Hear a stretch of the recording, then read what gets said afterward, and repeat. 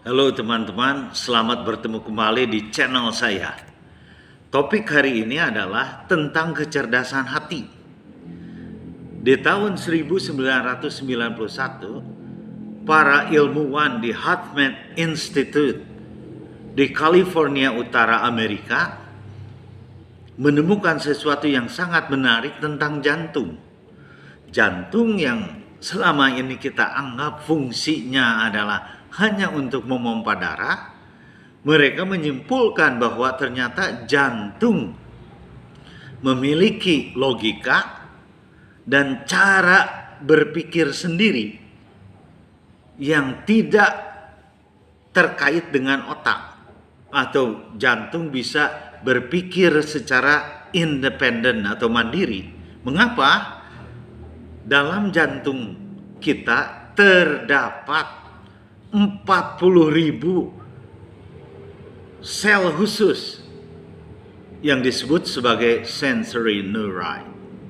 Dan sensory neurite ini terkonfigurasi untuk menciptakan neural network.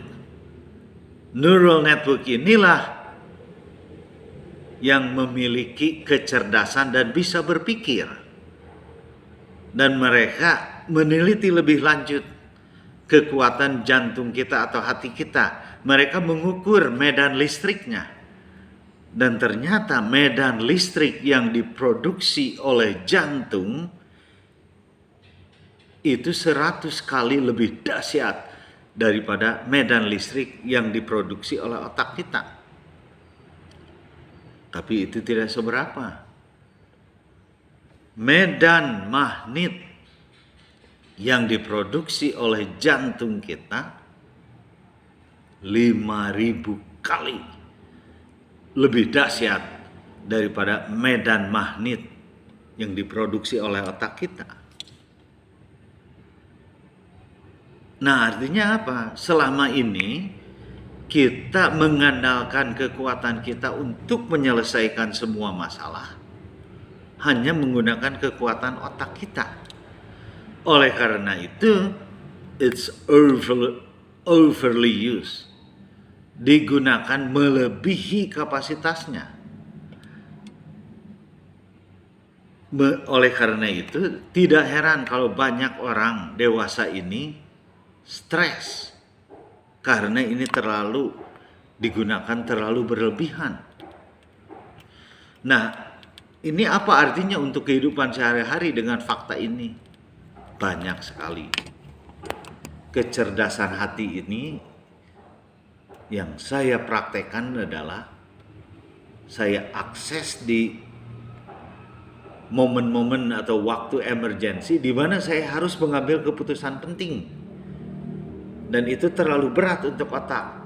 Maka saya berkonsultasi dengan jantung saya untuk membantu saya memberi keputusan atau mengambil keputusan yang tepat, atau jalan mana yang perlu saya tempuh.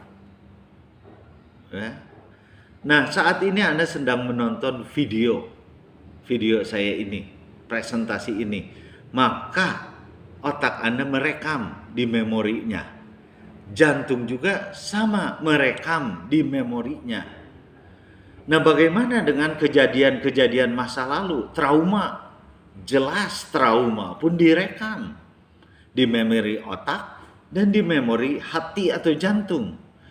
Nah, sayangnya ketika trauma itu dicoba diterapi secara konvensional hanya di level otak, tidak di level jantung atau hati. Makanya kita menawarkan kepada publik the emotional healing, penyembuhan emosional di level hati atau jantung. Ya, ada banyak sekali aplikasi kecerdasan hati dalam kehidupan sehari-hari. Kenapa kita tidak aplikasikan kecerdasan hati itu saat kita berdoa? Saat kita mencapai semua cita-cita dan keinginan kita. Saat kita perlu solusi terhadap semua masalah kita. Ini akan menjadi tools atau alat yang sangat bermanfaat. Ya, makanya dalam episode berikutnya saya akan memberikan tip praktis bagaimana caranya dan mengakses kekuatan jantung atau hati kita. Terima kasih, salam ikhlas, dan salam cerdas hati.